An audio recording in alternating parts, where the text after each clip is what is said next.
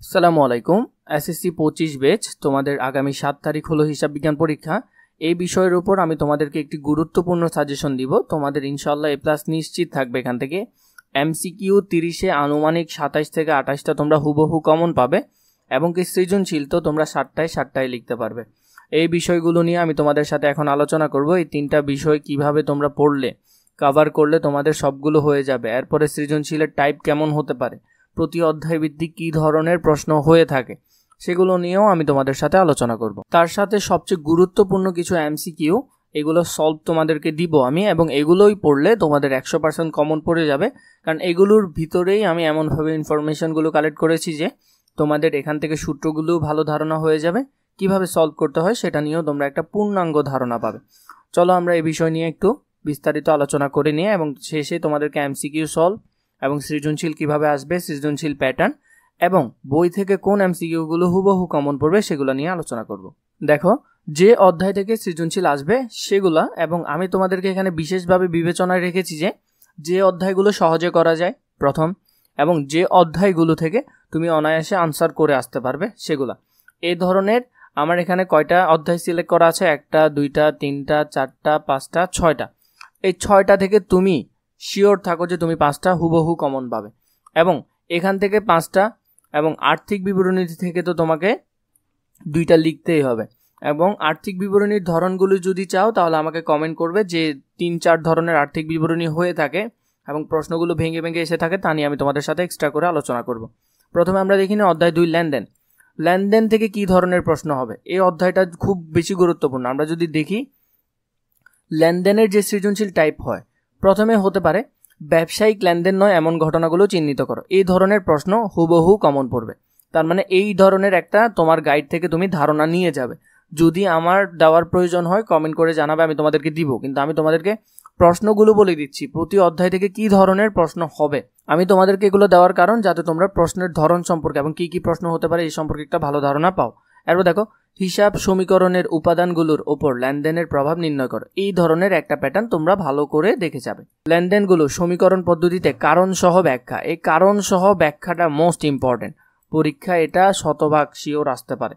প্রমাণ করো যে A = L+E, মানে হিসাব সমীকরণের উপর লেনদেনের প্রভাব তোমাদেরকে এখান থেকে দেখাতে বলেছে। তাহলে এই টপিকটা ভালো করে দেখে যাবে। এটা থেকে একটা প্রশ্ন শিওর আসবে, মোস্ট ইম্পর্টেন্ট বলা যায়। 3 স্টার দিয়ে রেখেছি আমি। চালান কিভাবে আঁকতে হয়, ক্যাশ মেমো কিভাবে করতে হয়, এই 2টা বিষয় সম্পর্কেও একটু ভালো ধারণা নিয়ে যাবে। বাকিগুলো একটু চোখ বুলালেই হবে। চলো আমরা এর পরবর্তী অধ্যায়, যেটা 3 অধ্যায়, দুতরফা দাখিলা পদ্ধতি থেকে প্রশ্ন 100% কমন পড়বে, সেটা ইনশাল্লাহ ভালো করে দেখে নিবে।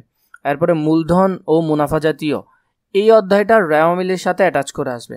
মানে রেওয়া মিল হয়তো ঘয়ে থাকবে এবং তোমাকে ক এবং খ হয়তো মূলধন ও মুনাফা জাতীয় থেকে দিবে। তাহলে এখান থেকে একটা কমন পাবে, এখান থেকে একটা কমন পাবে, এই 2টা অধ্যায় মিলে একটা কমন পাবে 3টা। জাবেদা থেকে একটা আনসার করবে, খতিয়ান থেকে একটা আনসার করবে, মোট 5টা এখান থেকে অনায়াসে আনসার করতে পারবে। এবং কোন অধ্যায় থেকে কোন ধরনের অঙ্কগুলো আসবে সেটা নিয়ে আমরা একটু পরে আলোচনা করছি। 10ম অধ্যায় থেকে তো 2টা থাকবেই, সেটা তো শিওর তোমরা সবাই।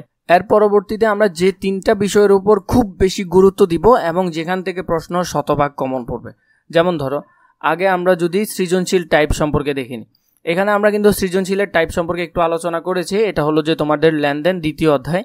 এরপর হলো দুতরফা দাখিলা পদ্ধতির সৃজনশীল যেরকম হতে পারে। দুতরফা দাখিলা পদ্ধতির মধ্যে হতে পারে ডেবিট ক্রেডিট নির্ণয় করতে বলবে তোমাকে। মালিকানা সত্ত্বের পরিমাণ, মোস্ট ইম্পর্টেন্ট অঙ্ক একটা। মালিকানা সত্ত্বের পরিমাণ কিভাবে নির্ণয় করে তোমরা তোমাদের গাইড বই থেকে বা বই থেকে ভালো করে একটা ধারণা নিবে। প্রারম্ভিক অনেক বেশি গুরুত্বপূর্ণ। প্রারম্ভিকের জাবেদা খুব বেশি গুরুত্বপূর্ণ বলা যায়, কতে আসার সম্ভাবনা 100%। সমাপনী মূলধনের পরিমাণটা একটু দেখে যাবে, উত্তোলনের পরিমাণটা এবং ব্যবসায় লাভ ক্ষতির পরিমাণ, এইগুলো একটু চোখ বোলালে তোমাদের হবে, কিন্তু উপরেরগুলো মোস্ট ইম্পর্টেন্ট। এই ধরনের মধ্যে আমরা একটু পরে আরও বাকিগুলো নিয়ে আলোচনা করব। আগে আমরা আরও কিছু বিষয় নিয়ে এখান থেকে আলোচনা করে নিই। দাগানো বইটা নিয়ে তোমাদেরকে একটু পরেই বলছি, আগে আমরা কিছু গুরুত্বপূর্ণ এমসিকিউ দেখে নিই, যে এমসিকিউগুলো হুবহু তোমাদের কমন পড়বে। চলো আমরা এগুলো দেখে নিই। গুরুত্বপূর্ণ যেসব এমসিকিউগুলো আছে সেগুলো আমরা যদি একটু করে দেখে নিই। যেমন আমার কাছে যে 500+ তোমাদের জন্য এমসিকিউ আছে, সেখান থেকে আমি তোমাদের জন্য কিছু গুরুত্বপূর্ণ এমসিকিউগুলো বাছাই করে নিয়ে এলাম। প্রথমটা আমরা যদি সলভ করে দেখি, এখানে কি আছে দেখো। প্রারম্ভিক মূলধন 70,000 টাকা, সমাপনী মূলধন 95,000 টাকা এবং মালিকের উত্তোলন হলো 20,000 টাকা। আমাদেরকে বলেছে এখানে মুনাফা বের করতে। মুনাফার সূত্র কি? মুনাফার সূত্র হলো সমাপনী মূলধন যোগ উত্তোলন বিয়োগ প্রারম্ভিক মূলধন যোগ অতিরিক্ত মূলধন। কিন্তু অতিরিক্ত মূলধন কি এখানে অপশন আছে? নাই। তাহলে অতিরিক্ত মূলধন নিয়ে আমাদের কোনো কাজ নাই। আমাদের কাজ হলো সমাপনী মূলধনের সাথে উত্তোলন যোগ করা। তাহলে 95 সাথে যদি 20 যোগ করি কত হবে? 95, 90 আর এদিকে হলো যে 110, 115, তার মানে 1,15,000 এখানে হবে। এরপরে বলেছে ভাত প্রারম্ভিক মূলধন। প্রারম্ভিক মূলধন কত? 70,000। তাহলে 1,15,000 থেকে 70,000 চলে গেলে আর কত থাকে? আর থাকে 45,000। তাহলে উত্তর হবে ঘ, 45,000। সাদিত অ্যান্ড সন্স এর প্রারম্ভিক মূলধন কত দেওয়া আছে? প্রারম্ভিক মূলধন 2,50,000 টাকা। বিক্রয় মূল্য 3 লাখ টাকা। বিক্রয় মূল্য কত? 3 লাখ টাকা। নিট মুনাফা 40,000 টাকা এবং উত্তোলন 45,000 টাকা।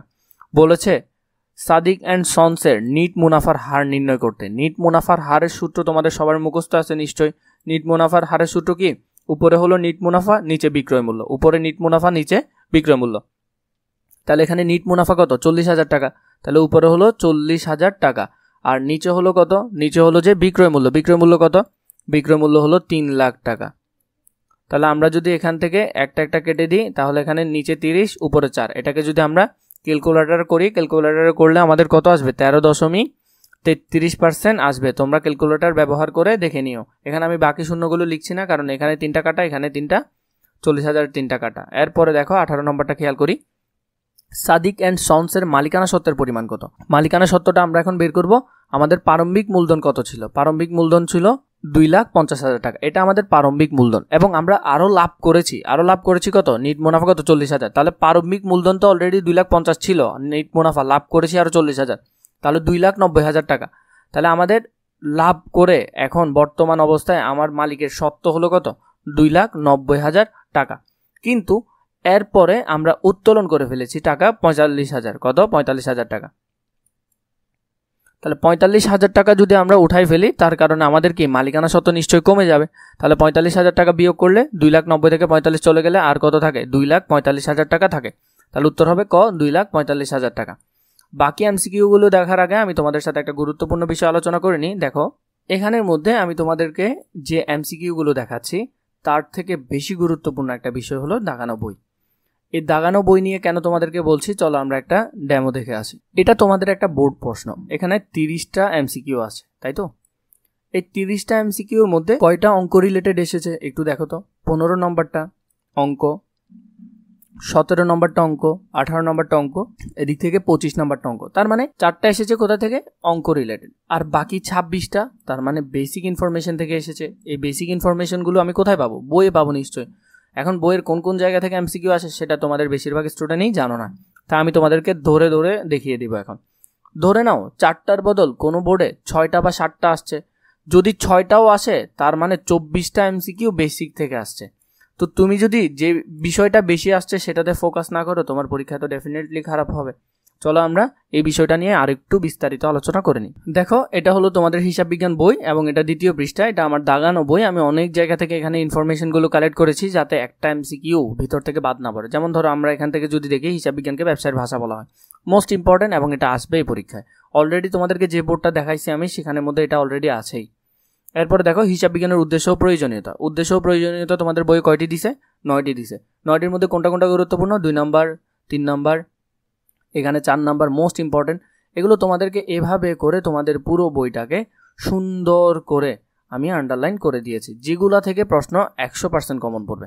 তারপর দেখো এখানে যে টপিকটা আছে, এখানে কোন কোন বিষয়গুলো থেকে এমসিকিউ হবে সেটাও আমি তোমাদেরকে এখানে দিয়ে দিয়েছি। তারপর দেখো অভ্যন্তরীণ এবং বাহিক্য থেকে একটা এমসিকিউ নিশ্চয়ই কমন পড়ে। অভ্যন্তরীণ ব্যবহারকারী এবং বাহিক্য ব্যবহারকারী কারা সেটা থেকে ভালো করে যদি দেখে নাও তাহলে একটা এমসিকিউ কমন পড়বে। এরপরে দেখো এখানের মধ্যে আমরা যদি বাকি আরও অনেকগুলো দেখি, আমি তোমাদেরকে পুরো বইটি এইভাবে দিইনি, পুরো বইয়ের পিডিএফটি আমার কাছে আছে, তোমরা চাইলে নিতে পারো। আমি এই পুরো বইটাকে এমনভাবে আন্ডারলাইন করেছি যাতে একটা এমসিকিউ বাদ না পড়ে।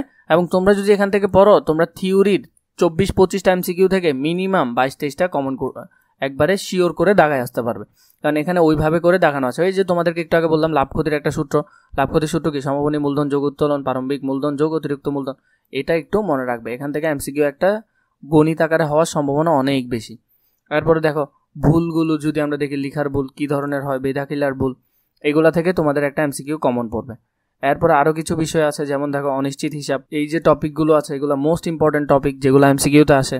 তোমাদের যদি এই দাগানো বইটা প্রয়োজন হয় তোমরা ডিসক্রিপশন বক্সে থাকা আমাদের ফেসবুক পেজে মেসেজ করলে আমি তোমাদেরকে এই বইটা দিয়ে দিব। এবং আমি এই বইয়ের মূল্য ধরেছি কত টাকা, 80 টাকা। যারা বইটা নিতে চাও তারা 80 টাকা দিয়ে এই বইটা নিতে পারো। যদিও বইটার পেছনে আমার অনেক সময় ব্যয় হয়েছে, তাও আমি তোমাদের জন্য তোমাদের দিকটা বিবেচনা করে এই অল্প মূল্যে তোমাদেরকে বইটা দিয়ে দিব। তোমরা যদি চাও পিডিএফটা নিতে পারো। আপাতত আমি তোমাদেরকে এখানে অল্প কিছু পৃষ্ঠার সম্পর্কে ধারণা দিয়েছি। প্রতিটা পৃষ্ঠায় আমার এভাবে করে দাগানো এবং যেখান থেকে প্রশ্ন আসবে, যেমন এই যে এগুলো থেকে শিওর থাকো একটা প্রশ্ন তুমি কমন পাবেই পাবে। যেমন তারল্য অনুপাতের আদর্শমান সবসময় 1:1 হয়, কিন্তু চলতি অনুপাতের আদর্শমান সবসময় 2:1 হয়। এখানের বেশিরভাগ ইনফরমেশনগুলোই তোমাদের অনেকেরই ধারণার বাইরে। এই যে একটু আগে আমি তোমাদেরকে একটা সূত্র দিয়ে অঙ্ক করাইছিলাম, এখান থেকে সেটা কমন পড়েছে। এরপর দেখো এই বইটা যদি তোমাদের প্রয়োজন হয়, এখানে সবগুলো বিষয় একেবারে খুঁটিনাটি পাবে। এই যে এখান থেকে তোমরা এমসিকিউ কমন পাবে, শিওর থাকো। এই যে এখান থেকে আছে, এখান থেকে রূপান্তর ব্যয়টা খুব বেশি গুরুত্বপূর্ণ বলা যায়। এখান থেকে তোমরা এমসিকিউ শতভাগ কমন পাবে। এবং এই জন্য তোমরা যদি চাও বইটা নিতে পারো। এই যে এখান থেকে দেখো খাদ্যের জন্য কত % বরাদ্দ থাকে, বস্ত্রের জন্য কত % থাকে, বাসস্থানের জন্য কত % থাকে, এখান থেকেও তোমরা একটা এমসিকিউ কমন পাবে। এখন তোমাদের যদি প্রয়োজন হয় বইয়ের পিডিএফটা তোমরা আমার সাথে কথা বলে নিতে পারো এবং আমি তোমাদেরকে বইটা 80 টাকায় ইনশাল্লাহ দিয়ে দিব। তোমরা চাইলে বইটা আমার কাছ থেকে 80 টাকায় নিতে পারো। ডিসক্রিপশন বক্সে আমাদের ফেসবুক পেজের লিঙ্ক আছে, অথবা তোমরা আমাকে কমেন্ট করলে হবে, আমি তোমাদেরকে লিঙ্কটা দিয়ে দিব। সেখান থেকে তোমরা বইটা চাইলে নিতে পারো।